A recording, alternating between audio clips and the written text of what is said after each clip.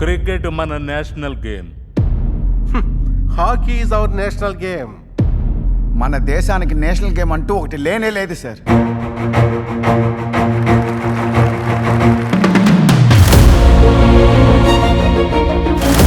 అయ్యా, నువ్వు ట్రాక్ మీద కాలెడితే నువ్వే గెలుస్తావని తెలుసు.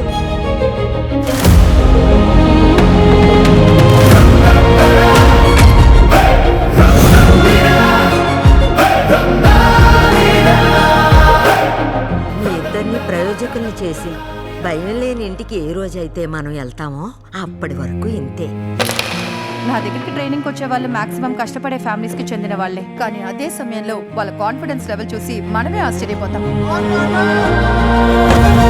రమా తల్లి, నే పరిగెత్తే చివరి నేషనల్ ఇది. తప్పకుండా గెలుస్తాను. మన అవసరాలు, మనకి గుర్తింపు కేవలం ప్రతిభ ఉన్నంత మాత్రాన రావయ్యా. వేరే దారి లేక చివరికి కోర్టుని నమ్మి వచ్చాను మేడం.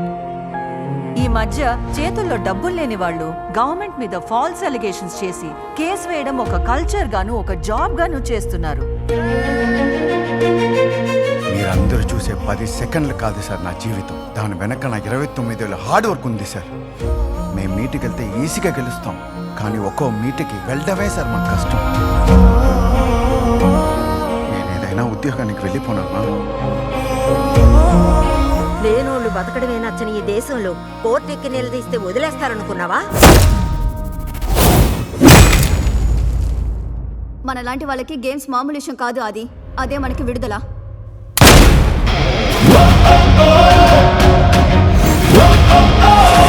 బాధితులు ఎవరు ప్రశ్నించేంత వరకు మీరు చెప్పేవని కరెక్ట్ అని నమ్మించడమే మేడం అతిపెద్ద వైలెన్స్.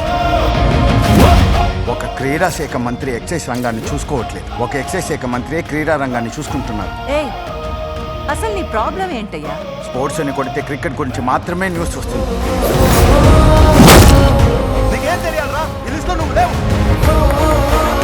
దేశం కోసం పోరాడే వాళ్ళకి కాదు, క్రీడాకారులకి ఈ దేశం రుణపడి ఉంది.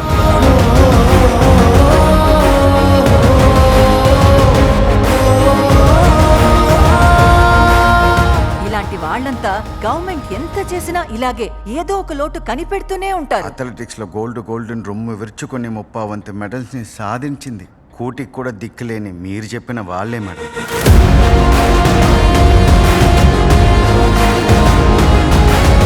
నాకున్న ఒకే ఆశ, నీ తరంలోనే నీ జీవితం మారిపోవాలి.